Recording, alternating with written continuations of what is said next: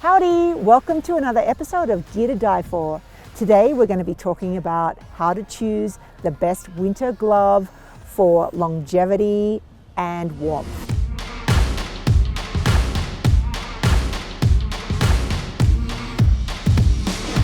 The features that I look for in a great winter mitt, I'm looking for a leather palm, I'm looking for leather here around the thumb, but the thing that this misses is should have leather at least on this section as well. This is going to be a wear point.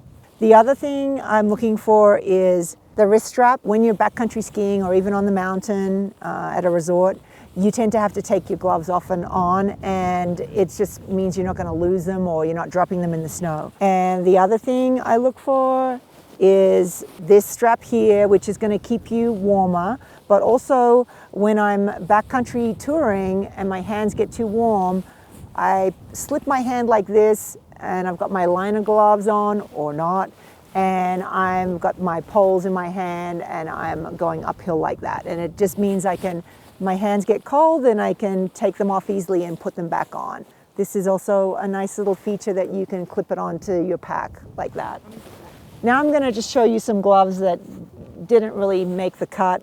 This has got all leather, which I thought is just going to be like an awesome warm glove for me. It has all those features, but in reality, this is okay, but what I had happen is it's starting to fray and pull away. So I'm not a big fan of this type. The other thing that is slightly annoying is that, see how this is bunched up here and it's not very wide? Well, it doesn't go over my jacket well enough to keep the cold air out. So I find myself not reaching for these gloves for that reason. If you're not in a cold area or you don't get cold very easily, then it's not going to be as big of an issue. So this one, you can see that I showed you before, has a nice big gauntlet, and cinch it and then release. It's really simple. That's what I would be looking for. Next glove here, this kind of for wiping your runny nose on. I feel like every time I see these, they're the things that wear out the quickest. I'm not a big fan of them at all.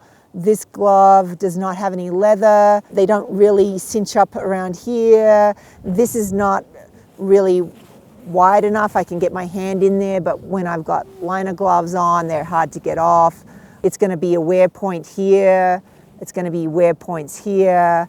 And this, to wipe your nose, is going to just wear out. So they kind of get there, but they're not the best. These next ones were a workhorse for years. They've got the big long gauntlet here that we're talking about. That's pretty good. They just wore out here and they lost their oomph. This was again that stuff, I don't know if you can see, but it's all worn out. Like, you're not going to get longevity with that feature. I try to avoid them. It does have the strap, nice little strap. The other thing that's good is if you have this to keep your gloves together, because losing one glove is a deal breaker. The other thing that doesn't work for me is finger separators within the glove.